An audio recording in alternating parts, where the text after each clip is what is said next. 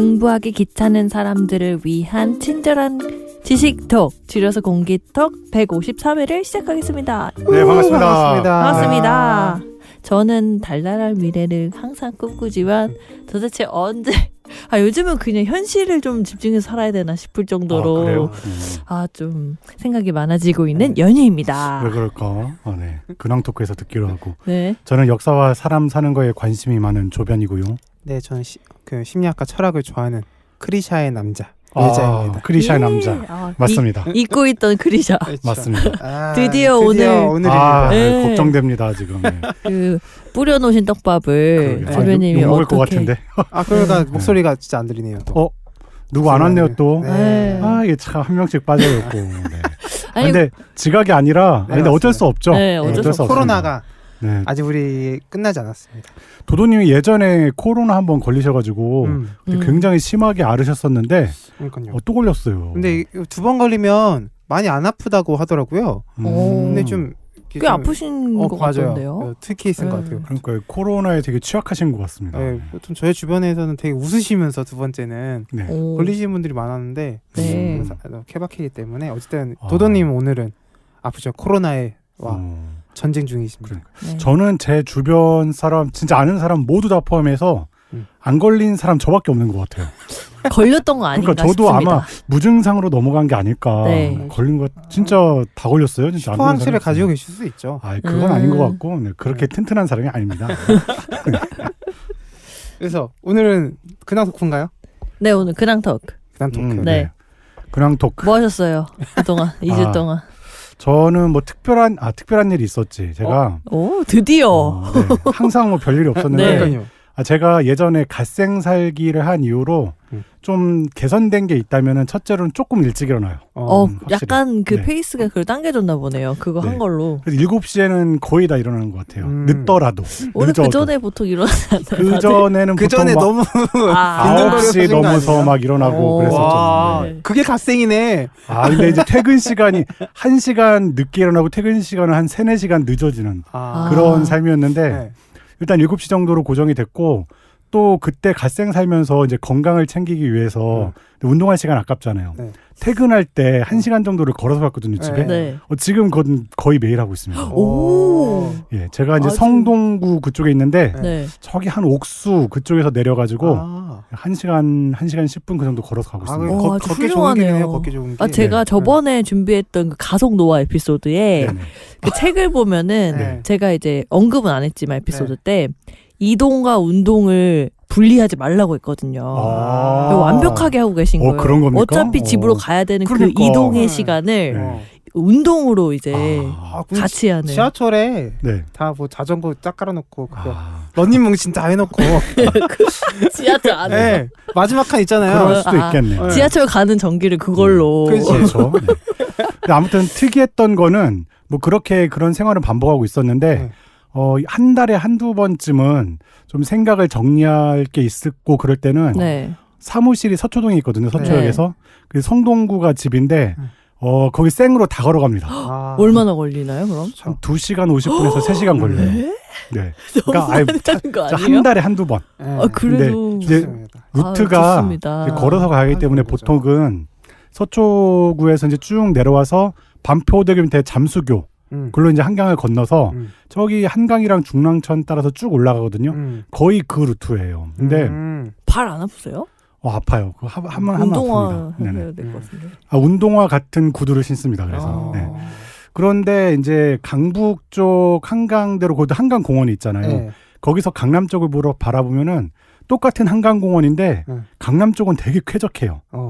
강북 쪽은 되게 좀 우중충해. 왜냐면은 강변북로가 고가로 있잖아요. 맞아요. 그러니까 한강공원이 고가 밑에 있는 거예요. 그렇네. 그래가지고 되게 음습하거든요. 근데 거기서 한강 남쪽을 보면은 올림픽대로는 고가가 아니라 그냥 도로가 있고 그 옆에 크게 공원처럼 한강공원 있잖아요. 되게 쾌적해 보여서 언젠가 한 번은 저쪽으로 가봐야겠다 싶어서 드디어 그쪽으로 갔습니다. 너무 쾌적하고 좋더라고요. 근데 못할 것 같아요, 앞으로는. 왜요? 치명적인 단점이 한강 다리를 걸어서 건너야 돼요.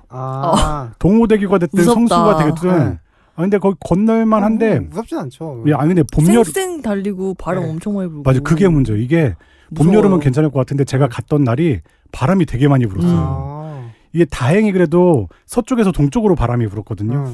그래서 그나마 다행했는데 만약에 반대로 불었으면 막 떨어질 것 같아서 겁났을 것 같아요. 아, 그런 두려움이 있군요. 그리고 걸어 보셔야 알지 뭐. 걸어 보셨어요? 저는 너무 많이 걸어봤는데. 저는 그 다리는 아닌데 네. 그 한강 다리? 네. 한강대교. 한강대교. 이게 한강 다리 중에서 걷기 쾌적한 게 몇 개 있어요. 네. 근데 한강대교가 그 중에 하나예요. 아, 그래요? 도보가 되게 넓잖아요. 넓은데 그 엄청 좁은 데도 많이 무섭더라고요. 있거든요. 네, 되게 좁은 데도 많아요. 그런데 진짜 떨어질 것 같이 무섭거든요. 근데 그래서 정말 황량합니다. 내 앞뒤로 아무도 없고 1.5km 되는 그 거리를 황량한 느낌으로 걸었는데 그냥 진짜 다른 느낌이네요. 네. 저는 어땠는데요? 한강을 너무 좋아하거든요. 그러세요? 한강 너무 좋아하고 다리도 좋아요. 그래서 저는 사실 막 3시간씩 걷는다고 했었잖아요. 전 대학교 때 그러고 살았어요. 와. 2-3시간씩 걸었어요, 그냥. 그냥 삔또 나간다 이거 화 푸는 게 걷는 거였어요, 제가. 되게 건강하네. 어떤 방식이면 일단 어디까지 가요. 너무 화가 나면 그럼 거의 내려요. 거기서부터 집까지 걸어가는 거예요. 와. 그런 식으로 제 대학교 때는 화를 풀었거든요. 요즘은요? 요즘에는 못 하겠어. 화가 많으셔 지금. 화가 많은데도 못 걷겠어. 근데 그때 다리를 많이 건너면서 딱 기억인데 아까 또 공감이 되는 게 길. 네. 제가 이제 저는 강북 살잖아요. 네. 자전거를 타잖아요. 네. 근데 제가 원래는 본가는 강동이거든요. 네. 강동에서 타면은 아까 말씀하신 올림픽 길 한강 고수분지 그 길을 따라 쭉 가요. 그러면 되게 좋죠 거기는. 그러니까 자전거 탈 때 체감이 확 돼요. 진짜 길이 좋아요. 그래서 여기 길 너무 쭉쭉 나가거든요. 근데 강북은 안 가요. 그건 길이 없지 않아요? 그러니까 길은 자전거 길은 다 똑같이 있는데 있어요. 관리가 확실히 좀 한 뼘 있고 이러던데 그 명목상 그 자전거 길이고 그 다리는 뭐 없는데 자전거 길만 말씀드리는 건데 확실히 그 강남 쪽 길이 맞아요. 길도 좋더라고요. 네. 그래서 분위기가 좀 다르죠. 분위기도 많이 다르고. 그래서 이제 한강공원에서 걸으려면 강남에서 걷는 게 좋다. 근데 이제 강남에서 강북 넘어갈 때가 문제다. 이런 거를 많이 느꼈습니다. 네. 훌륭하게 잘 엄청나게 얘기하셨어요. 그러게 오늘 분량 많은데 빨리빨리 하세요. 네. 빨리 하세요, 노전이. 네, 저는 별거 없습니다. 핸드폰을 받았습니다. 핸드폰을 드디어. 이거 2주 만에 받았어요. 와, 왜 이렇게 늦게 받았어요? 예약을 하고 2주 만에 받은. 왜 이렇게 늦게 받았죠? 뭐래요? 예? 전화를 거잖아요. 저 이런 전화 진짜 못 하거든요. 3번인가 했어요. 3번에서 언제 와요? 그냥 뭐 재고가 없어서 못 보내주고. 근데 좀 늦게 받은 데가 있긴 한 것 같은데 그래도 어쨌든 2주 만에 이걸 받았을 때 그 감동 어떠셨나요? 화가 났어요. 사실. 그래요? 걸으셔야겠네. 걸어서 갔어요. 오늘 우리 집에 걸어갈까? 근데 아무리 그래도 그게 있잖아요. 너무한데요? 딱 결제를 하고 순간 그 받았어야지 그 뭐랄까 통장에 돈 빠져나간 거에 대한 그 보상이 바로 있잖아요. 채워지는데 그죠. 바로 안 아프잖아요. 근데 아픈 상태에서 2주 만에 받으니까 취소해야 되나 싶을 것 같아요. 순간적으로 어쨌든 갤럭시 되게 작은 일반 사이즈 사셨는데 되게 귀엽고 앙증맞네요. 이쁩니다. 이쁩니다. 아주. 아주 이뻐요. 아이폰 같다고. 그러게요. 되게 이쁘네. 그러게 저 아이폰보다 더 나은 것 같아. 아이폰 저 14인데 더 이뻐. 크기가 완전 똑같네요. 네, 다 아이폰 같다고. 그렇군요. 핸드폰이 왔다. 요 정도로 넘어가죠. 네. 알겠습니다. 저는 큰 뭐 별일은 없었고 여쭤보고 싶은 게 제가 사실 테마를 건강으로 잡았잖아요. 근데 경제로 다시 할까? 뭐 편한 대로 하십시오. 고민인데. 우리가 처음부터 건강 그거 금방 컨텐츠 떨어질 텐데. 그런데 그때 연유님이 되게 자신 있게 나 자신 있어요. 1년 내내 할 수 있어요. 건강도 좋은데 경제를 해야 될 시기가 아닌가. 아, 그래요? 우리가 이 지금 중요한 시기에. 언제 안 중요합니까? 안 중요할 때를 말씀해 주세요. 그러니까 지금이 가장 빠른 때지. 가장 빠른 빨리 때요? 준비해야 된다. 빨리 준비해야 돼요? 네. 그냥 뭐 사야 돼요, 그러면? 그래서 경제로 할까 좀 고민인데. 고민 중이다. 뭐 청취자분들 혹시 근데 번갈아 가면서 하시면 되죠. 그래요. 저도 여러 개 할 거예요. 그러게 너무 얇을 것 같아가지고 얕을 것 같아서 번갈아 가면서 고민 중입니다. 언제는 깊었나요, 저희가? 맞습니다. 깊진 않죠, 우리는. 네네. 깊진 않습니다. 네. 알겠습니다. 아무튼 그러면 이렇게 이제 근황 토크. 네, 이제 조변님 에피소드. 네, 제가 바로 시작해도 되겠습니까? 네, 해주세요. 네, 이제 거의 한 달을 기다린 거죠. 이게 네. 되게 후회돼요. 제가 그냥 하나만 해야 될 것 같아요, 앞으로는. 2개 하니까 오히려 더 부담되더라고요, 저는. 좀 그런 게 있었습니다. 왜냐면은 아니 그냥 뭐 단편적으로 하면 상관없는데 너무 떡밥을 많이 뿌려놔가지고 준비를 하면서 이거 도대체 수습이 안 되더라고요. 네, 아무튼 제가 오늘은 한 달 전에 했던 이 에피에 이어서 엘살바도르의 서민 K 2편을 하게 됐습니다. 네. 근데 우리가 이 새로운 컨셉으로 방송을 시작한 후로 다른 패널분들이 이제 저희 컨텐츠를 다 봤잖아요. 네. 과거에 비해서 다들 장족의 발전한 것 같더라고요. 또 평가질이야. 저도요? 예. 진짜로. 되게 좋았어, 건강. 좋았어요. 근데 그것도 그렇고 이 컨셉이 있잖아요. 네. 쭉 들어보니까 뭐 비타민, 휴먼 인사이드, 세계관 이런 거에 비해서 서민 K의 임팩트가 너무 약해요. 아니요, 제일 있어요. 그래요? 서민 K 뭐 와닿지가 않아. 등장인물은 굉장히 가슴 졸이고. 그렇습니까? 네. 스트레스 받고. 아무튼 저도 연유님이랑 똑같은 고민을 하고 있어요. 이게 다른 걸로 바꿔야 되나 이렇게 진지하게 고민 중인데 일단 이번까지는 서민 K로 하고 뭐 다른 걸로 바꾸든지 이건 천천히 하겠습니다. 네. 네, 그래서 오늘은 이제 한 달 전에 했던 에피를 이어서 하는 거라서 지난 얘기가 다들 가물가물하죠. 네. 네, 그래서 제가 시작하기 전에 지난 얘기를 굉장히 빠르게 요약하고 시작하겠습니다. 네. 그래서 이것만 들으셔도 돼요. 굳이 지난 에피 들으실 필요 없습니다. 하지만 이제 엘살바도르의 비트코인 이야기나 뭐 정치 상황 이런 게 궁금하신 분들은 지난 에피를 한번 들으시면 좋을 것 같습니다. 네.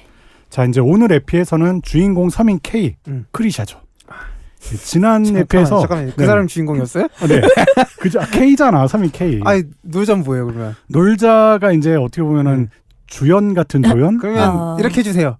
1기는 놀자가 주인공이고 그래. 2기는 크리샤가 그렇죠. 주인공이고 그렇게 하죠. 예. 1기는 놀자. 네. 서민 그러면 N이네. N. 오늘은 이제 진짜 주인공 서민 K 크리샤 얘기가 본격적으로 나올 겁니다. 네. 지난 에피에서 워낙 비중이 없었어요. 크리샤가. 네. 그래서 이제 지난 에피는 좀 스토리 위주였다면은 오늘은 정보 전달에 좀 중점을 두겠습니다. 그래서 이제 그 정보를 막 취합하면서 지난 에피에서 했던 이 밑도 끝도 없는 떡밥 이거를 다 회수하겠습니다. 네. 우선 이제 오늘 얘기할 거는 엘살바도르의 역사에 대해서 이야기하고 또 오늘 제가 에피 제목을 하루에 살인 62건이던 나라가 0.1건으로 떨어진 이유. 이제 유튜브 보고 제가 장명 센스를 좀 클릭하고 싶어요. 근데 정말 클릭해보고 싶어요. 그래요? 네. 이렇게 지었습니다. 이게 근데 뭐 스토리랑 크게 상관없을 수도 있는데 이거에 대해서도 에피 이거는 마지막 부분에서 다 이유를 설명할 거예요. 네. 제목만 보고 들어오신 분들도 뒤에 나오니까 한번 차근차근 들어보시기 바라겠습니다. 그리고 이제 서민 K를 처음 듣는 분들이 또 있을 수 있으니까 설명을 드리자면은 서민 K 시리즈는 이제 픽션과 농픽션 이걸 섞어서 여러 나라의 문화와 역사를 이해하는 콘텐츠입니다. 그래서 이제 어떻게 구분하냐? K를 비롯해서 등장인물들이 많잖아요. 요거는 다 픽션, 뻥이에요. 그리고 그 사람들을 둘러싼 역사와 문화 이게 다 팩트입니다. 네. 또 애매한 부분이 있을 수 있는데 그건 제가 따로 설명을 드릴게요. 네. 자, 그럼 서민 K 본격적으로 이야기를 시작해 보겠습니다. 자, 먼저 가물거리는 기억을 이제 좀 되살릴 필요가 있죠. 지난 에피를 간단하게 요약하고 시작하겠습니다. 이 요약할 부분은 스토리 부분만이에요. 네. 픽션 부분. 그 팩트 부분은 직접 들으시면 됩니다. 자, 유튜브 스타 놀자가 있었죠. 맞아. 유튜브 스타였어요. 맞아. 훈남이었죠. 고생 엄청 했잖아요. 훈남의 대인관계 마스터였습니다. 이 사람을 끌어들이는 마력이 장난이 아니죠. 진짜 팩트네요. 맞습니다. 네. 아무튼 놀자는 이제 서울 거리를 돌아다니면서 일본어, 스페인어, 영어로 이 서울 길거리를 소개하는 콘텐츠를 만들었어요. 근데 이제 유튜브를 찍던 중에 홍대에서 어떤 남자랑 부딪히는 일이 있었죠. 네. 근데 알고 보니까 같은 동네 사람이었어요. 그래서 이제 그 백인 남자였는데 그 백인 남자랑 되게 친해졌습니다. 그래서 이제 그 백인 남자랑 허심탄회하게 깡소리를 막 들이켰는데 그런 것도 유튜브에 막 올렸어요. 근데 그 백인 남자는 그거 올리면 안 된다고 나 사장님한테 잘린다고 막 이런 말 했었거든요. 근데 몰래 올린 거예요. 네, 아무튼 이 놀자의 출중한 외모와 언변 덕분에 유튜브는 나날이 발전했고 특히 갑자기 일본에서 폭발적으로 인기를 끌었죠. 일본에서 먹긴. 맞아요. 그래서 일본에서 팬클럽이 주최한 팬미팅에도 참가를 했습니다. 거기서 네네 좋았지 그때 꿀 빨았지. 행복했던 순간들이었네요. 맞습니다. 그래서 이제 거기에서 팬클럽 모임에서 놀자의 팬이었던 미모의 엘살바도르 여성 크리샤 서민 K를 만나서 한 일주일 정도 뜨거운 사랑을 나눴죠. 그런데 이제 놀자가 경솔하게 일본에서 야스쿠니 참배를 했거든요. 갑자기 그랬나요? 나 이 부분은 기억이 안 나는데. 기억이 안 나요? 그래서 이제 한국 이제 그 떡락을 했죠. 예, 시청자들이 열받아가지고 이제 유튜브 쫄딱 망했습니다. 근데 이제 놀자가 유튜브로 100만 구독자를 가지고 있었거든요. 그래서 쉽게 한번 돈을 벌어봐가지고 회사 취직을 할 생각을 못했어요. 한번 돈 만족 맛을 못하지. 그렇죠. 그래서 이제 그동안 모았던 돈들을 한 10억 정도 되는데, 아니, 한 5억 정도 되겠구나. 그동안 모았던 돈을 투자 개념으로 비트코인 10개를 샀습니다. 그때 한 4천, 5천 그때 할 때였어요. 좀 상투를 잡았어요. 근데 생각과 달리 비트코인 가격이 나락으로 떨어졌습니다. 근데 본전 생각나서 환전을 못해. 절대 못하지. 그래서 빼면 2억이잖아요. 그래. 아니, 그 5억 정도 넣는데. 그러니까. 환전도 못하고 중내 산에 막 이러고 있는데 그 사이에서 엘살바도르에서 크리샤한테 연락이 왔습니다. 일로 와.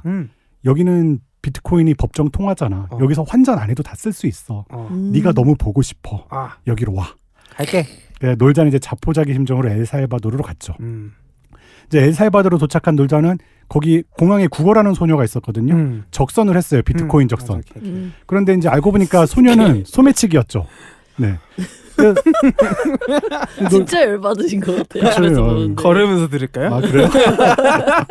3시간짜리야. 아, 그렇습니까? 아무튼 놀자는 이제 소녀 막 잡으려고 가는데 그렇게 막 헤매던 중에 총격전에 휘말렸어요. 엘살바도르가 깽의 나라잖아요. 근데 총격전에 휘말려가지고 놀자는 살았는데 그 소녀의 아빠로 보이는 사람이 총격전에서 죽었습니다. 근데 소녀는 갑자기 다짜고짜 놀자 손을 잡더니 그 총격전 현장을 막 빠져나갔어요. 그래서 거리를 막 벗어났는데 앞에 경찰이 있었습니다. 근데 소녀가 경찰한테 가서 뭐라고 막 얘기를 했어요. 그 아마 놀자가 깽이에요 이런 얘기를 한 것 같아. 그래서 체포됐어요 놀자는. 체포돼가지고 구치소에 수감됐는데 구치소에서도 친화력 만렙이잖아요. 예, 그래서 형님, 예, 깽단 두목이랑 친해져서 잘 지내다가 얼마 뒤 누군가의 도움으로 구치소에서 나왔습니다. 네. 구치소 밖을 딱 나오니까 기다리고 있던 사람은 크리샤. 두부 좀 줬나? 네네. 이 크리샤는 다짜고짜 놀자를 어느 저택으로 데리고 갔습니다.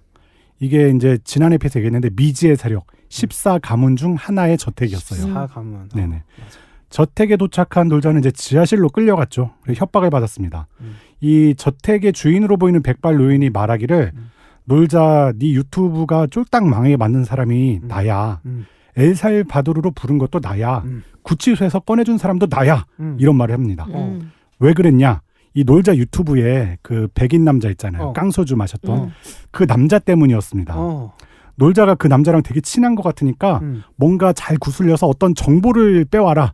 이런 걸 원했어요. 백발 노인은. 근데 이제 그 말을 안 들으면 고문을 받을 것 같은 그런 분위기였거든요.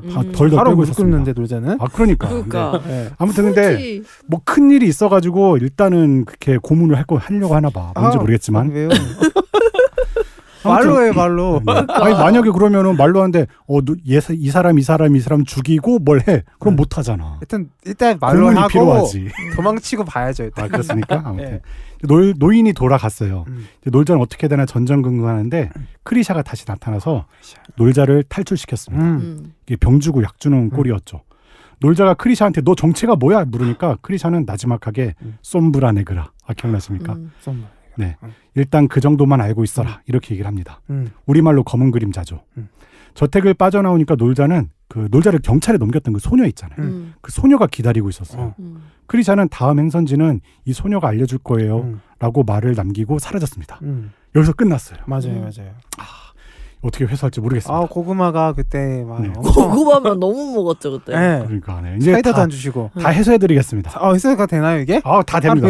내가 진짜 머리 엄청 썼습니다. 네, 기대가 됩니다. 네. 여기까지가 이제 지난 이야기입니다. 네. 자, 이제 명색이 서민 K 컨텐츠인데 크리샤의 비중이 지난해에 비해서 너무 적었어요. 오늘 에피는 그래서 크리샤부터 시작하겠습니다. 네. 네.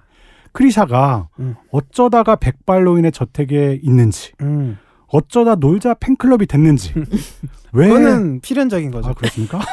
그런가요? 네. 아무튼 왜 백발노인의 뜻을 거스르고 놀자를 탈출시켰는지 이런 거를 이해하려면은 우리는 엘살바도르의 역사부터 차근차근 봐야 돼요. 지난 에피에서 이제 크리샤의 정체가 솜브라 네그라라고 했잖아요. 이 조직에 대해 알기 위해서도 엘살바도르 역사를 알아볼 필요가 있습니다. 네. 자, 아주 처음부터 볼게요. 원래 엘살바도르는 중앙아메리카 있죠. 네. 이 중앙아메리카에 있는 여러 나라들은 아즈텍 제국 들어보셨죠? 네. 마야 제국 그런 데가 다스리던 지역이었습니다. 근데 여기 16세기쯤에 스페인이 들어왔죠. 그렇죠. 네. 그래서 이제 기존 문명은 다 망하고 스페인 식민지가 됐습니다. 이 원래 살던 원주민들은 전염병, 학살, 뭐 강제노동 이런 걸로 대부분 죽었고 사실상 유럽인들의 나라가 됐습니다. 근데 아시다시피 이 멕시코 지역부터 밑에 라틴 아메리카 지역은 거의 다 이제 스페인 아니면 포르투갈 식민지였잖아요. 네. 그런데 19세기 초에 이르러서 유럽 본토에서 엄청난 일이 있었죠.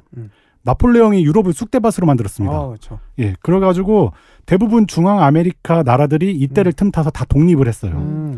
그 엘살바도르도 나폴레옹이 유럽 침공했을 때 이제 본국 스페인이 감독이 소홀할 거 아니에요. 이때를 틈타서 독립을 했습니다. 네. 근데 엘살바도르 바로 위에는 거대한 땅덩이를 가졌던 다른 나라가 또 있었어요. 그 나라도 동시에 독립을 했습니다. 바로 멕시코 그렇죠. 제국이었습니다. 멕시코, 네, 멕시코 컸습니다, 굉장히. 이 거대한 나라 멕시코가 있었는데 엘살바도르는 이 독립을 하자마자 멕시코 제국 침략으로 바로 즉시 나라를 잃었습니다. 예, 근데 당시 엘살바도르뿐만 아니라 중앙아메리카 나라들이 되게 많았는데 대부분 독립하자마자 멕시코, 그러니까 정확히는 멕시코 제국한테 다 먹혔어요. 근데 그렇게 힘이 센 멕시코 제국도 이제 금방 내부에서 권력 다툼이 생겼거든요. 그래서 한 2년 정도 만에 중앙아메리카 여러 나라들을 다 그냥 놔줬습니다. 그러니까 이 여러 나라들이 각자 독립한 게 아니라 중앙아메리카 연방공화국 이런 걸 만들어가지고 다 연합을 했어요. 그 중앙아메리카 연방공화국이 막 내전 같은 걸 거쳤거든요. 네. 이 내전을 거치면서 현재 지금의 과테말라, 엘살바도르, 온두라스 한 번씩 다 들어봤죠. 네. 니카라과, 코스타리카, 파나마 이런 나라로 다 쪼개진 겁니다. 이게 대략 19세기 중반의 일이에요. 그 엘살바도르는 이제 그렇게 독립을 해서 20세기가 드러났잖아요. 1900년대가 들어왔는데 그때 세계에서 무슨 일이 있었죠? 큰 일이 있었죠. 세계대전이 벌어졌죠. 그렇죠. 근데 여기는 되게 멀잖아요. 그래서 지리적으로 떨어져 있어가지고 별 영향을 받지 않았습니다. 대신 내부적으로는 쿠데타가 굉장히 많이 발생했어요. 쿠데타로 들어서 이제 정권들이 독재를 많이 했거든요. 국민을 굉장히 억압을 했습니다.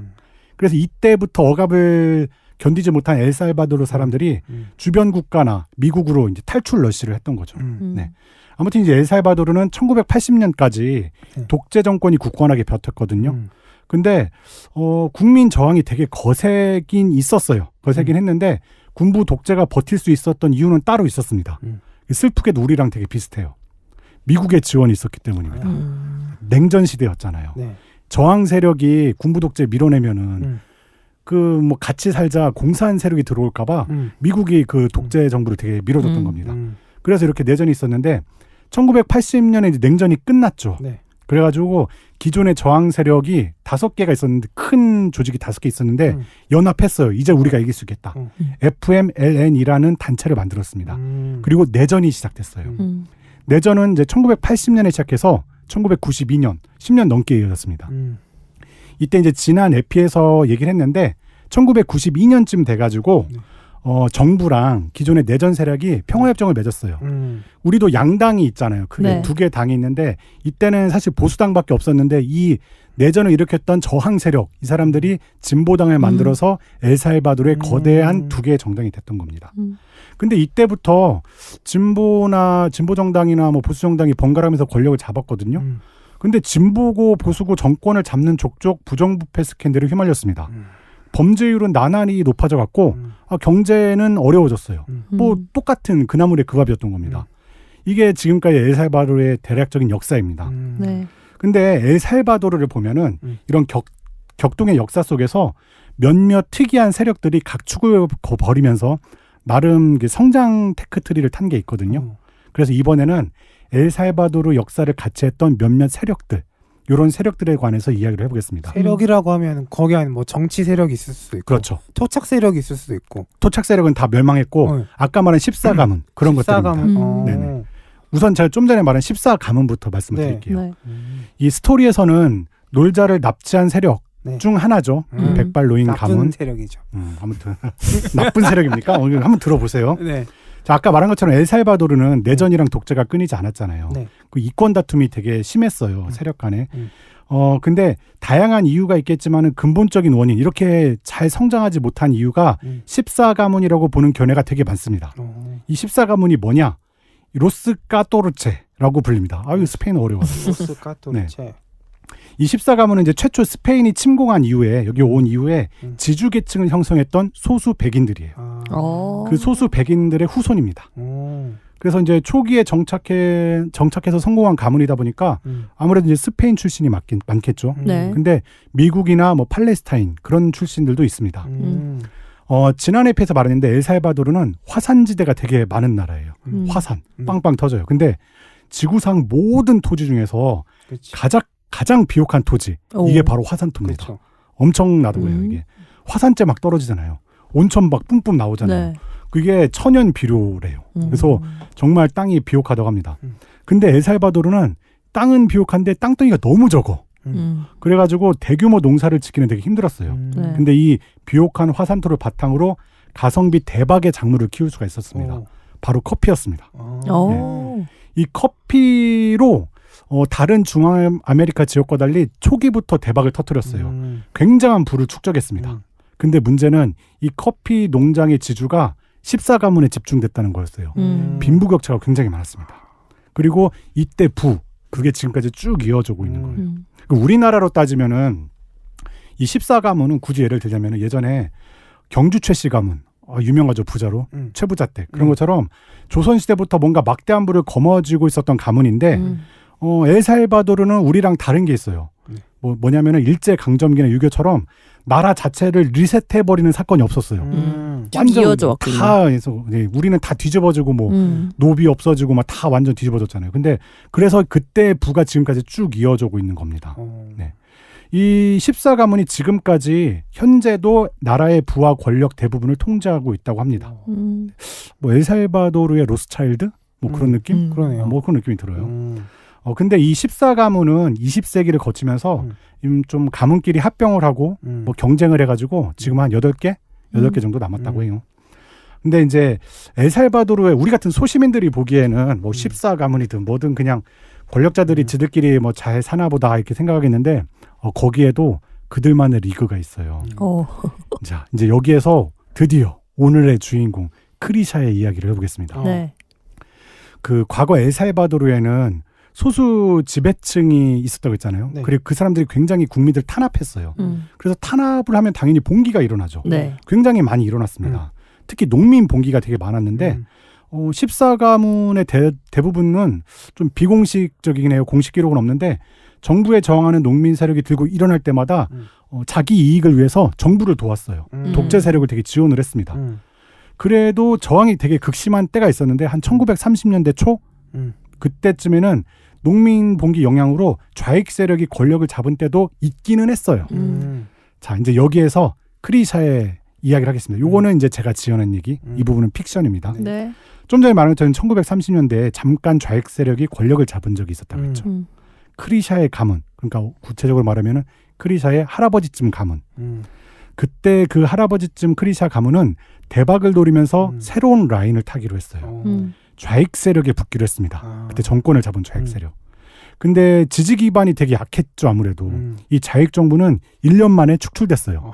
실제로 그랬어요. 엘살바도르 1년이면 진짜 빠르게 축출됐네. 바로 끌어내렸습니다. 네. 그러니까 크리샤 가문은 결국 줄을 잘못 타서 그러네요. 예, 새로운 군부 독재에 의해서 숙청됐습니다. 숙청 과정에서 어떻게 됐냐면은 다른 14가문 중에 하나가 크리샤의 가문을 그대로 흡수해버렸어요. 그리고 크리샤 가문을 흡수한 가문이 바로 지난 에피에 등장한 백발로인의 가문이었습니다. 나쁜 거 맞네. 그렇죠. 그래서 크리샤는 어정쩡하게 백발로인 편을 들어주는 것 같기도 하고 아닌 것 같기도 하면서 백발로인 저택에서 끼어 살고 있었던 거예요. 독립을 노리고 있겠군요. 그럴 수도 있죠. 그리고 그 디테일한 얘기는 제가 뒤에서 몰아서 해드릴게요. 자, 이제 14가문은 이 정도로 할게요. 그리고 이제 다음 세력이 있습니다. 깽단입니다. 엘살바도르는 깽단의 나라입니다. 네. 이 14세력은 아닌 거죠, 깽단은? 깽단은 조폭이고 14가문은 엘리트 가문이고. 어쨌든 약간 14가문은 귀족 같은 느낌이 강한 것 같고 어쨌든 이 사람들은 마피아. 그렇죠. 네, 맞습니다. 엘살바도르는 크게 두 개의 깽단이 있어요. MS-13. 그리고 18번가. 8번가? 네. 11번가? 오, 뭔가 물건 잘 팔 것 같은데? 그런가? 아무튼 한국어로 번역하니까 그거 이상하네요. 아무튼 실제 명칭이에요? 네, 실제 명칭이에요. 네. 이 두 세력은 일정 구역을 관할 지역으로 정하고 있어요. 엘살바도르에서. 그래서 근데 어느 정도로 엄격하게 경쟁하고 있냐면은 그 지역에 사는 일반 주민이 다른 갱의 관할 지형으로 이동하려면 그 길을 관할하는 갱의 허락을 받아야 됩니다. 굉장히 엄격하게 관리하고 있어요. 허락 없이 다른 갱의 지역으로 이동하면 죽습니다. 죽어요, 진짜. 일반 그냥 시민이요? 일반 시민이. 살인 사건이 벌어집니다. 네. 이런 식으로 해서 엘살바도르는 지난 에피에서 말한 것처럼 살인율 1위의 오명을 얻게 된 겁니다. 네. 먼저 MS-13에 대해서 볼게요. MS-13 갱단이 어떤 조직인지 보겠는데 이거는 이제 원어로 하자면은 제가 스페인어 하나도 모르는데 마라 살바트루짜 트레소. 뭔가 해리포터에서 주문해오는 것 같은데요? 포가토군요. 네. 해석하면은 엘살바도르의 갱단 13 이런 뜻입니다. 13이 이제 트레서인가 봐요. 네. 이 13은 왜 13이냐? 네. MS잖아요. 네. M이 알파벳 숫자가 네. 13번째 있어서 그렇다. 네. 요런 카더라도 있고 또 이게 조직원 가입할 때 절차가 있는데 13초 동안 집단 린치를 견뎌야 해요. 그래서 13이다라는 카더라도 있습니다. 네. 이 MS-13은 미국에서 발생했어요. MS-13인데 MS 트레서라고 부르겠습니다. 네. 그렇게 많이 부르는 것 같아요. 자, 앞서 말했듯이 이제 1970년대에 20세기에 엘살바도르가 되게 내전도 하고 군부 독재로 막 어려웠잖아요, 국민들이. 네. 그래서 수많은 사람들이 주변 국가나 미국으로 탈출했다고 말씀을 드렸죠. 이 MS 트레서가 생긴 명분은 이제 미국에 또 이제 국민들이 많이 진출을 했는데 미국 로스앤젤레스 지역 거기에 있는 이제 국민들을 보호하겠다. 다른 갱들로부터 우리 자국민을 보호하겠다. 엘살바도르인을 보호하겠다. 이런 명분으로 생겼습니다. 근데 어쨌든 처음엔 이렇게 생겼는데 네. 지금은 이제 어쨌든 엘살바도르의 대표적인 갱단으로 성장을 했죠. 네. 현재는 미국 서북부 그 LA 쪽 그리고 캐나다 서부까지 세력을 뻗쳤고 이 본토 엘살바도르죠. 여기에서도 되게 왕성하게 활동 중입니다. 네. 전국적이네요. 되게 큰 조직입니다. 추정되는 이제 조직원 수가 이게 좀 자료마다 다르더라고요. 이 적게는 3만 5천 명 정도로 보고 많게는 한 10만 명까지로도 추정하고 있습니다. 굉장히 많습니다. 네. 인구수가 어떻게 돼요? 엘살바도르 인구는 한 600만 명. 되게 적어요. 600만 명 중에 3만 명이면은 그 MS 근데 이게 다국적 갱이에요. 엘살바도르 갱도 있는데 막 라틴 아메리카에서 온 많은 사람들을 흡수를 했거든요. 이 MS 들에서 그 흡수하면서 성장한 과정을 보면은 성장이 굉장히 순식간에 이루어졌어요. 왜냐면 이제 미국으로 건너온 사람들 그 엘살바도르 사람뿐만 아니라 중앙 아메리카에 있는 여러 난민들이 젊은이들이 있을 거 아니에요. 근데 너무 먹고 살기 힘들어요, 미국에서는. 직장이 없잖아요. 그래서 이제 그때 갱단이 손을 내민 겁니다. 네. 이래주구나 저래주구나 그냥 마찬가지니까 MS 트레서는 이제 조직원을 삽시간에 되게 불릴 수가 있었습니다. 네. 근데 이들의 경제적 기반은 뭐였을까요? 마약? 그렇죠. 아무래도 마약이 네. 크죠. 마약 유통이 차지하는 부분이 많았습니다. 이 마약 유통 얘기도 되게 재밌는데 이건 뭐 다음에 기회가 되면 하기로 하고 일반적으로 미국이 전 세계에서 마약에서 가장 큰 시장이죠. 그렇겠죠. 네, 굉장히 마약의 큰 손인데 마약의 미국의 대표 마약이 코카인입니다. 뭐 지금 조금씩 달라지고 있는데 전통적으로는 예전에는 마리화나 히피 시대 때 마리화나였고 1980년대부터 지금까지는 코카인이에요. 이 코카인은 콜롬비아에서 재배를 합니다. 거기서 재배를 해서 멕시코를 거쳐요. 그래서 미국으로 들어와요. 이 루트가 일반적입니다. 그 루트에 다 그 갱이나 마피아들이 다 껴있는 그렇죠. 거구나. 그래서 멕시코 갱이 굉장히 유명하죠. 멕시코 카르텔. 네. 그래서 멕시코가 그래서 유명하고 아무튼 근데 미국으로 마약이 들어오면 코카인이 들어오면 이제 미국 내에서도 소비자들한테 막 유통을 해야 되잖아요. 그렇죠. 소매상이 필요하잖아요. 이 소매상 역할을 MS 트레서가 했던 겁니다. 그래서 청업자군요, 이분들은. 그렇죠. 근데 마약은 이게 콜롬비아에서 제조하잖아요. 이게 마약을 보면은 코카인 잎이 있고 그거를 반죽으로 만들고 그래가지고 그거를 또 결정으로 만들고 가루로 만드는데 이 과정을 하나씩 거칠 때마다 가격이 10배씩 뛰어요. 그러니까 이게 유통하는 사람들이 돈을 엄청 많이 벌 수밖에 없죠. 네. 그리고 이제 MS 트레서는 다른 갱단들과 달리 되게 잔인하기로 유명합니다. 이 다른 갱들은 그래도 민간인 학살은 되게 망설이거든요. 예, 그 상도가 있어요. 근데 아까 말했던 것처럼 MS 뜰에서는 말 안 들으면 민간인이고 뭐가 없습니다. 다 죽여버려요. 그런 세상이 있어요? 네. 근데 그 다른 마피아나 그런 무섭네요. 사람들 보면은 권총으로 빵 쏴 죽이잖아요. 얘네들은 권총보다는 마체테를 씁니다. 마체테를? 정글도. 그걸로 막 난도질해서 죽어요. 공포심을 불러일으키려고. 그 정도로 되게 극악무도한 걸로 유명합니다. 네. 근데 이런 MS 뜰에서는 현재 나이브 부켈레 대통령 때문에 존폐 위기에 놓여 있습니다. 세다. 네, 대단합니다. 예. 근데 MS 뜰에서가 굉장히 잔인하다고 했잖아요. 네. 미국에서도 거기도 이제 세력이 있잖아요. 되게 맞아요. 골칫거리거든요. LA에 굉장히 많은데 LAPD, LA 지방경찰 네. 걔네들은 감히 덤비지 못한다고 합니다. 그래서 그 MS 뜰에서 잡을 때는 FBI가 나온다고 해요. 그 정도로 막강한 지금 잡아들이고 있는데 여전히 완전 소탕은 못했다고 합니다. 이 미국도 못한 걸. 그러니까 비록 엘살바도르 지역 한적이긴 한데 네. 이 부켈레가 해낸 거죠. 대단합니다. 네. 이렇게 MS 뜰에서 얘기를 했고 다음에 이제 라이벌 18번가. 18번가는 그냥 간단히만 언급할게요. 네. 이 18번가 깽단은 멕시코계 주축의 깽단이에요. 여기도 마찬가지로 다민족 다국가 깽단입니다. 본거지는 MS 뜰에서랑 마찬가지로 미국 서부 지역이에요. 그래서 얘네끼리 치고받고 싸우는 거예요. 조직원 수도 MS 뜰에서랑 비슷할 걸로 추정하고 있습니다. 그 MS 뜰에서랑 이제 서로 라이벌 구도라고 했잖아요. 그 엘살바도르에도 지부가 있는데 여기서는 특히 경쟁이 굉장히 치열합니다. 서로 만나기만 하면은 서로 못 죽여서 안달이라고 해요. 진짜로. 그 지난 1부에서 총격전이 일어났잖아요. 네. 너 왜 내 지역으로 왔어? 이게 얘네 두 세력이 붙었던 거예요. 그 지역 때문에 그렇구나. 예.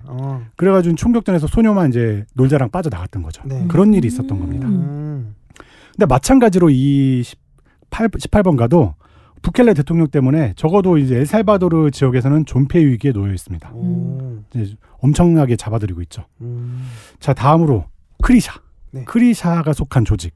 솜브라 네그라. 이 중이병스러운 검은 그림자. 요거에 대해서 보겠습니다. 네. 지난 에피에서 크리샤가 자기가 속한 조직이라고 했죠. 엘살바도르 정부는 공식적으로 이 솜브라 네그라 이 단체랑 아무런 관련이 없다고 하고 있어요. 자기들이 통제할 수 있는 조직이 아니라고 합니다. 이게 무슨 조직이냐? 기원을 보면은 공식 문서가 있는 건 아닌데 20세기 초에 쿠데타가 많이 생겼다고 했잖아요. 네. 이 쿠데타로 정권 잡은 세력이 암살대를 만들었는데 국민을 억압하기 위해서 암살대를 만들었는데 그게 이제 솜브라 네그라의 기원으로 보고 있습니다. 추정입니다. 이 암살대가 국민들을 잡아서 고문을 하거나 살해하거나 강간하거나 이러면서 공포 분위기를 조성했다고 합니다. 근데 과거에는 이렇게 국민을 억압하는 활동을 많이 했는데 근데 언젠가부터는 국민은 건들지 않아요. 주요 타겟이 MS 뜰에서랑 18번가 같은 깽단으로 변했습니다. 그래서 현재 솜브라 네그라는 자기들의 모토가 경찰 믿지 못하겠다. 우리 스스로 사회적 청소를 하겠다.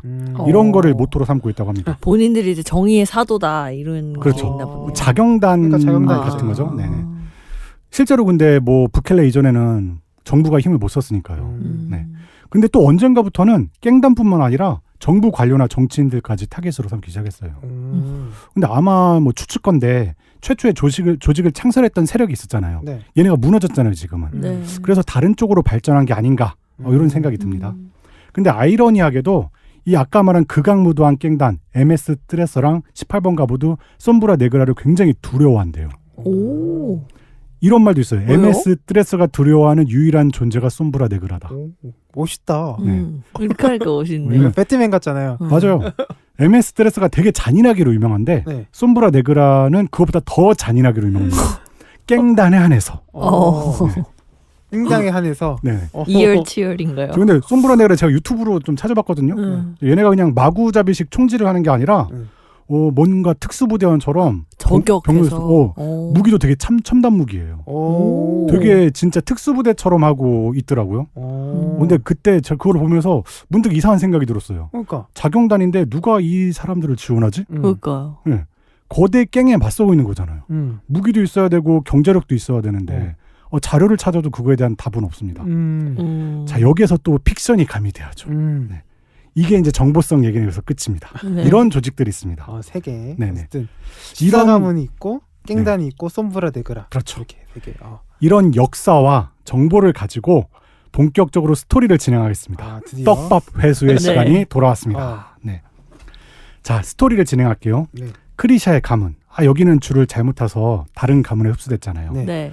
그리고 이제 크리샤의 가문을 흡수한 백발 노인 가문은 다른 14가문이 그랬던 것처럼 독재 권력을 지원하면서 세력을 키웠어요. 그리고 또 은밀하게 깽단까지도 지원했습니다.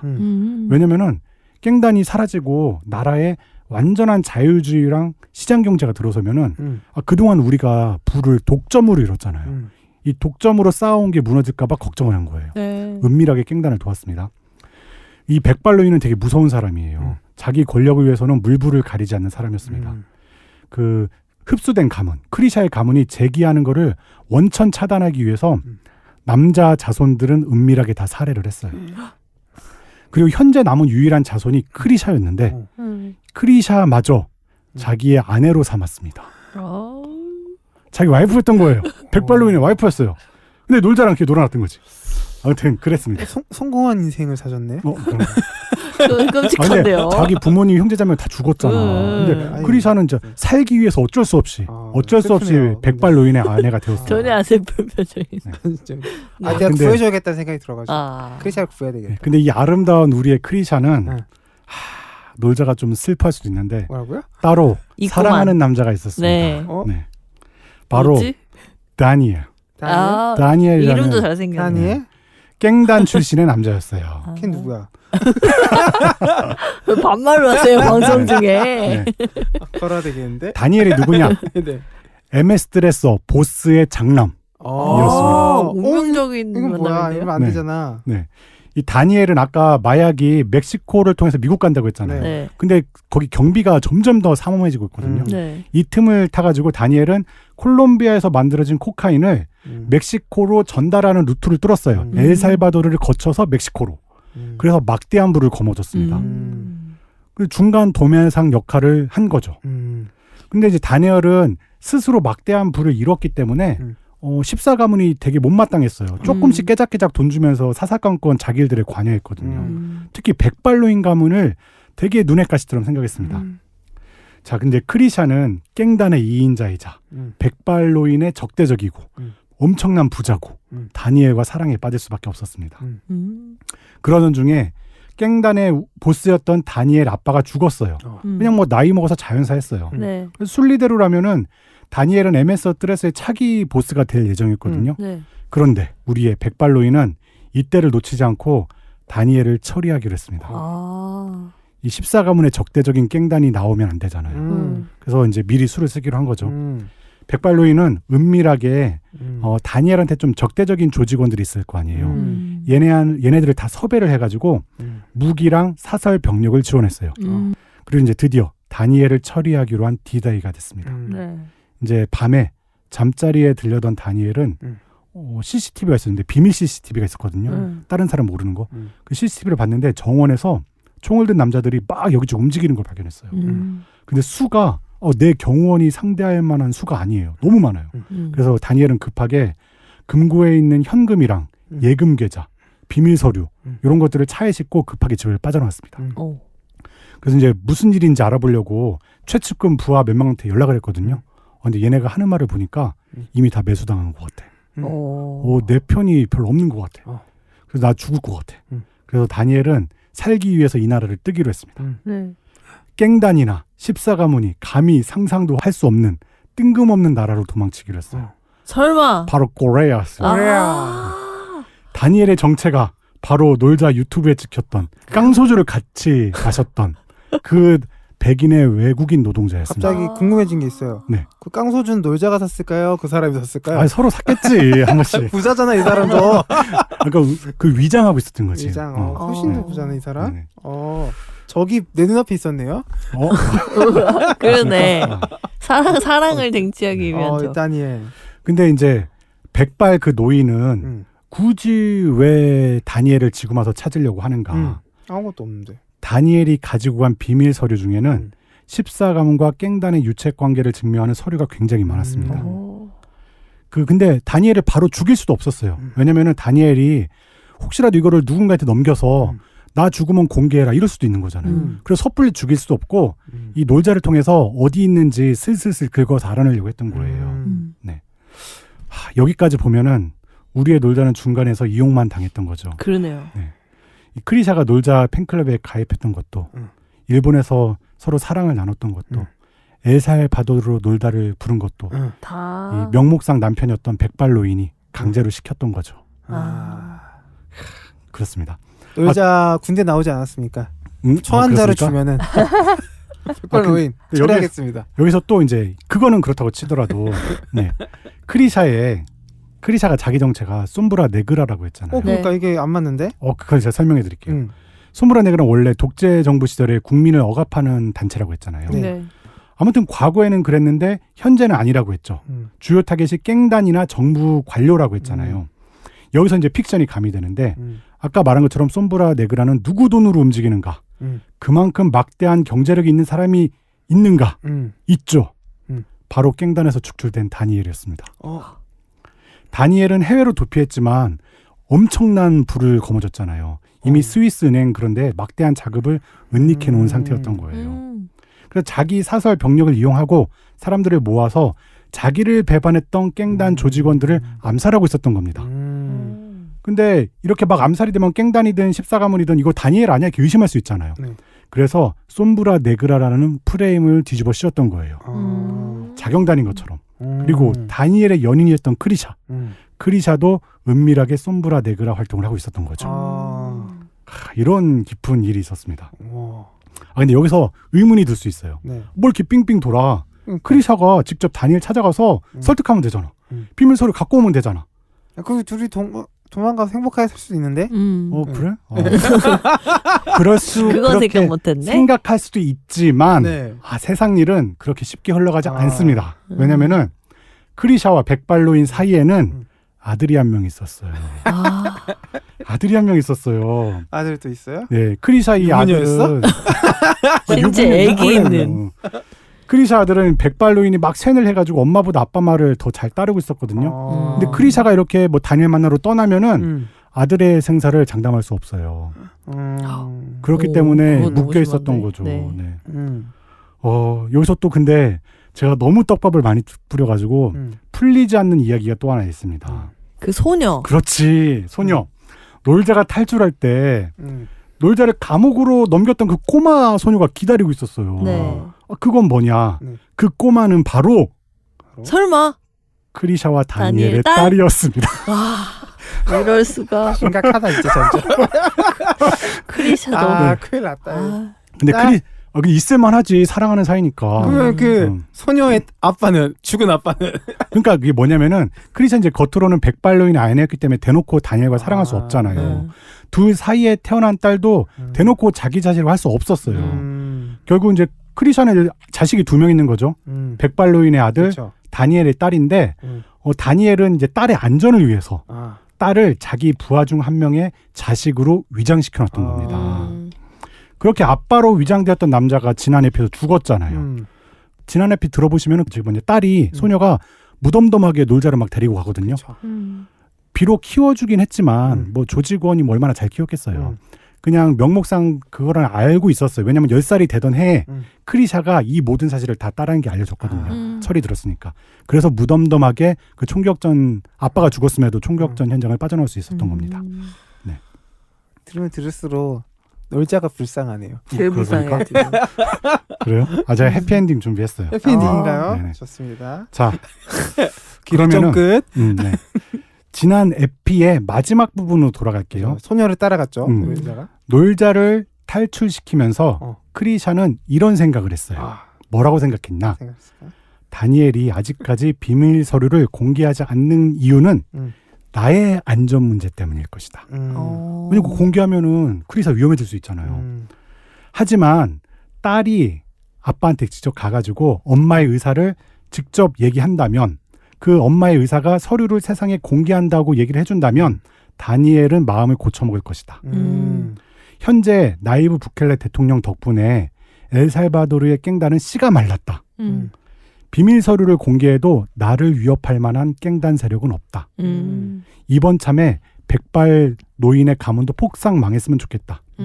부켈레 대통령도 14가문과 깽단의 유착관계가 드러나면 인기가 더 높아질 걸 잘 알 거다. 이제는 비밀 서류를 공개할 타이밍이다. 딸이 직접 전령이 된다면 이것이 나의 의사라는 것을 다니엘도 알 것이고 그런데 문제는 다니엘이 있는 곳까지 딸을 데려다줄 사람이 필요하다. 끝까지 놀자를. 그게 놀자다. 이런 생각을 하면서 먹네요. 탈출시켰던 거죠. 호구네 호구. 진짜 얻은 게 지금 단 하나도 없어. 이 모든 실타래가 그리고 다 맞춰지지 않았습니까? 네, 네. 그러네요. 네. 이런 걸 상호구라고 상호구. 아 그렇습니까? 아무튼. 어쨌든 나는 한국으로 돌아가는 거잖아요. 네. 나쁘지 가야죠. 않네요. 딸 데리고. 그렇지. 이제 결말 부분을 하기 전에 네. 제가 오늘 제목에 대한 이유 0.1건으로 떨어진 이유를 이제 마지막 부분에 설명한다고 했잖아요. 네. 그거에 관한 얘기를 할 건데 크리샤가 비밀 서류를 공개하기로 결심한 이유는 그게 공개돼도 자기를 위협할 만한 깽단 세력이 사라졌기 때문이잖아요. 이 놀자 모험의 결말은 좀만 기다리세요. 이 이제 에피 제목에 대한 걸 해명하는 시간입니다. 네. 지난 에피에서 말한 것처럼 엘살바도르는 지금도 엄청나게 깽단을 잡아들이고 있어요. 이 새로운 스타 부켈레 대통령의 업적이죠. 부켈레가 범죄와의 전쟁을 선포한 이후로 지금까지 한 6만 명이 넘는 깽단을 잡아들였어요. 6만 명이 어느 정도면은 대략 성인 인구의 2%, 남자로 치면 대충 5%. 엄청난 수치입니다. 진짜 어마어마하게 잡아들였어요. 근데 실제로 이렇게 잡아들인 결과도 있습니다. 엘살바도르가 한 3, 4년 전만 해도 전 세계 살인 범죄율 1위였어요. 네.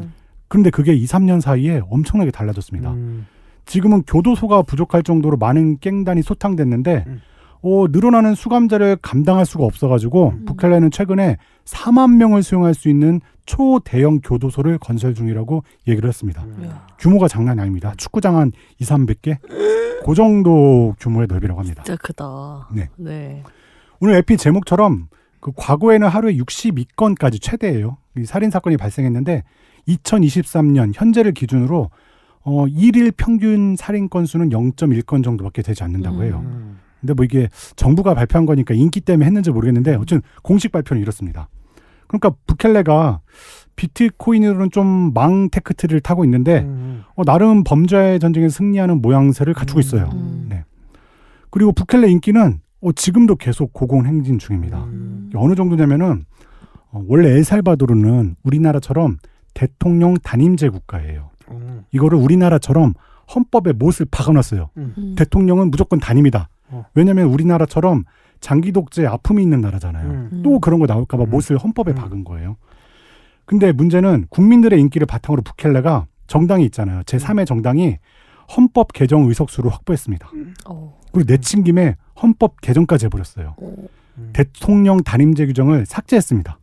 그리고 대통령 연임이 가능하고 삼성까지 가능하도록 헌법 규정을 고쳤습니다.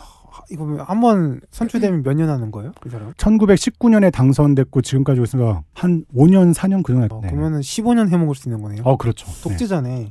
그렇죠. 진짜. 그 발판이 마련되고 그 삼성 끝나면은 또 어떻게 될지 모르는 거죠. 아무튼 당연히 뜻 있는 시민단체는 위헌 소송을 했죠. 사실 우리나라도 헌법에 보면은 단임제라고 딱 못을 받고 만약에 헌법이 개정되더라도 개정했을 맞아. 때 대통령에게는 그 규정이 적용되지 않는다 이렇게 못을 박았거든요. 맞아. 뭐 그것도 헌법으로 개정하면 어떻게 될지 모르겠지만은 그것마저 바꿀 수 있는 거니까. 그러고 모르는 거죠. 근데 엘살바도르 이렇게 바꿔가지고 이거 위헌이다. 왜 이거 바꾼 대통령이 왜 연임을 하려고 하냐.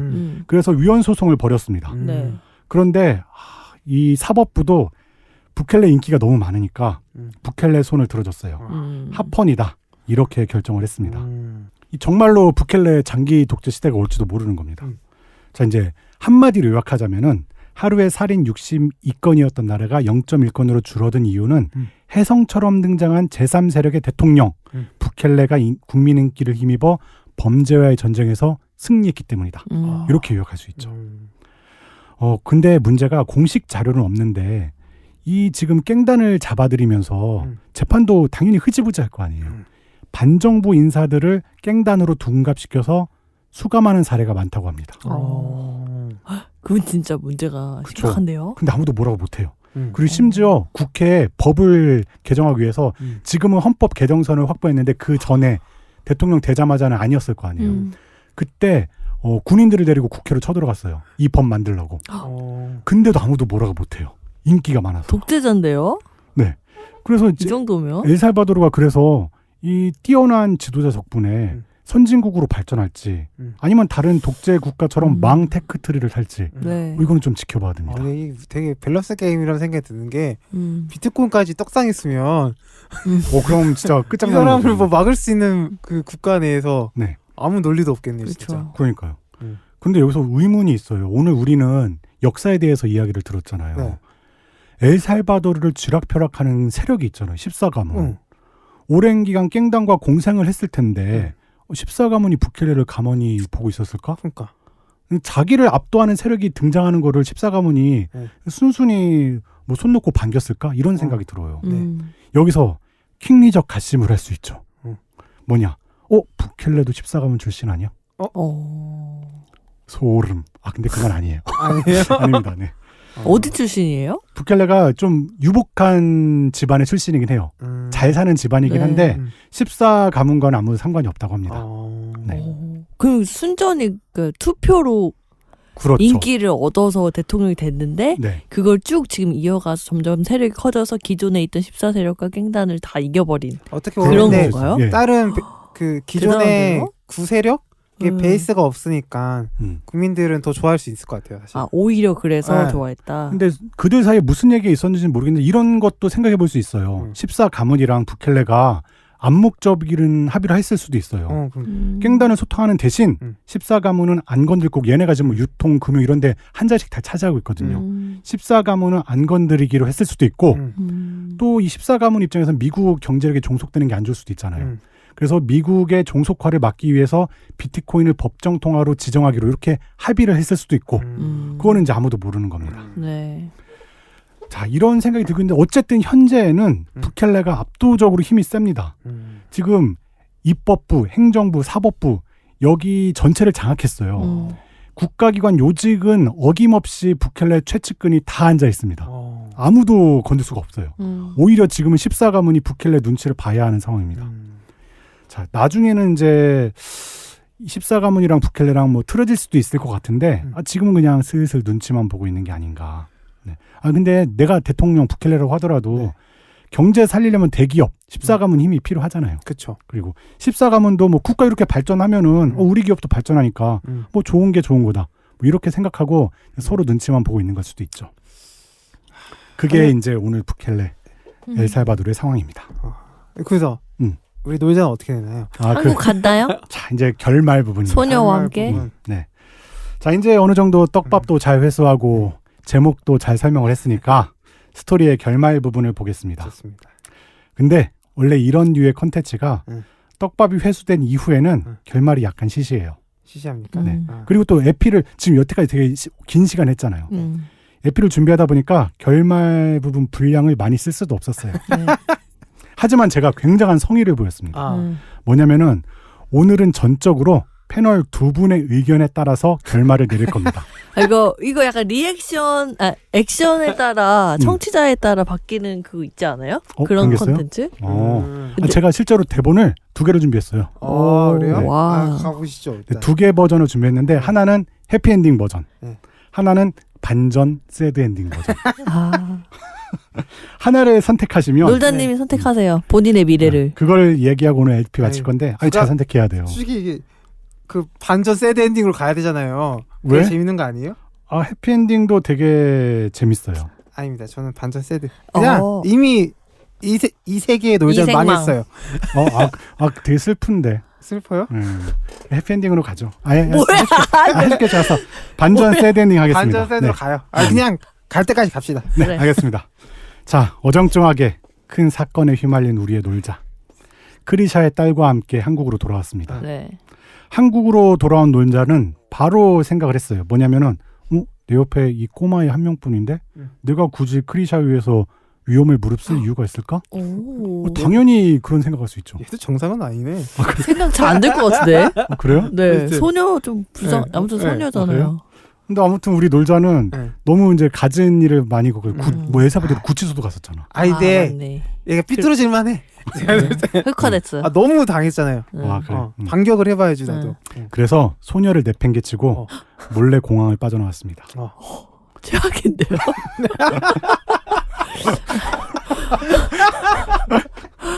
복수할 때가 없으니까 네. 제일 만만한 소녀에게. 근데 스마트폰은 엘살바도르에서 뺏겼거든요. 아이고. 그래서 이제 바로 나오자마자 폰부터 하나 사러 장만했어요. 네. 전 재산이라고 할 수 있는 10비트코인. 이걸 일단은 바로 현금화하기로 했습니다. 지갑을 딱 열었어요. 근데 0.1 비트코인밖에 안 남았어요. 뭐야? 이게 뭐냐면은 생각해보니까 크리샤의 권유로 엘살바도르 갔을 때 엘살바도르 정부가 만든 지갑 앱이 있거든요. 치보? 여기로 비트코인을 옮겼는데 크리샤가 미리 수를 쓴 것 같아요. 그거마저 뺏어. 야, 진짜 얘 안 되겠다. 잠깐만요. 야, 크리샤 얘는 안 되겠어요. 그래요? 와, 이거 너무 진짜. 그래요? 네. 어떻게 할까 이제 고민하던 놀자는 꼬마를 다시 찾았어요. 그지잖아, 그지. 근데 다니엘이 엄청난 부자라며. 그래서 다니엘 이제 도와주면은 비트코인 다 복구시켜주고 그치. 뭐 사례금으로 한 몇십억 원 주겠지. 이런 생각한 거예요. 그리고 기대를 해서 다시 소녀를 데리러 갔습니다. 그리고 소녀와 함께 드디어 다니엘과 대면을 했습니다. 놀자는 이제 그동안 겪었던 일을 다니엘에게 막 설명하고 봐라, 네 딸 왔잖아. 이게 진짜 크리샤가 원하는 거야. 이런 말을 했어요. 그래서 그 비밀 서류 부켈레한테 보내자. 이런 얘기를 했습니다. 다니엘은 고민을 했죠. 그런 일이 있었어? 하면서 크리샤의 뜻이 그렇다면 그렇게 하자. 이렇게 얘기했습니다. 근데 비밀 서류는 어디 있었냐면은 저기 경기도 포천 외딴 논에 묻혀 있었어요. 아무도 못 찾게 묻어놨던 겁니다. 이 두툼한 서류를 꺼낸 다음에 다니엘은 놀자에게 엘살바도르 한 번 더 갈래? 이런 말을 해요. 왜냐면은 얘는 사람이 아니네요. 퀵 서비스? 아니 다니엘이 말하기를 내가 가면은 공항에 들어서자마자 체포되거나 총살당할 수 있어. 나는 못 가. 미안한데 네가 갈래? 솜브라 걔네들 있잖아요. 그래, 많잖아. 놀자는 비트코인 찾아야 되니까 사례금 주겠지. 이 생각만 하고 다시 소녀의 손을 잡고 엘살바도르로 떠났습니다. 이제 드디어 공항에 도착했죠. 근데 크리샤가 마중 왔어요. 고생했어요. 크리샤가 마중하고 기다렸었는데 크리샤 뒤로는 무장한 군인들이 여럿 있었어요. 솜브라데 그런가? 아무튼 이제 크리샤는 그라시아 사더니 딸을 데리고 공항 밖으로 나갔습니다. 이때 비트코인은? 나는 야, 놀자가 나는 야야 비트코인은 내 비트코인 돌려줘 막 외쳤는데 크리샤는 뒤도 돌아보지 않고 차에 올랐어요. 크리샤 주변에 있던 군인들이 놀자를 에워싸더니 종이 한 장을 내밀었습니다. 체포영장입니다. 같이 가시죠. 당신은 깽단 두목과 내통하고 협력한 이유로 재판을 받게 될 겁니다. 으악! 놀자는 벙쪘죠. 너무한다 진짜. 내가 뭘 잘못했다고, 나는 엘살바도르의 국익을 위해서 이런 거밖에 없다고 막 소리를 질렀어요. 막 발버둥을 막 쳤는데 곧 소총 개머리판에 머리를 맞고 쓰러졌어요. 군대에서도 안 맞아본다.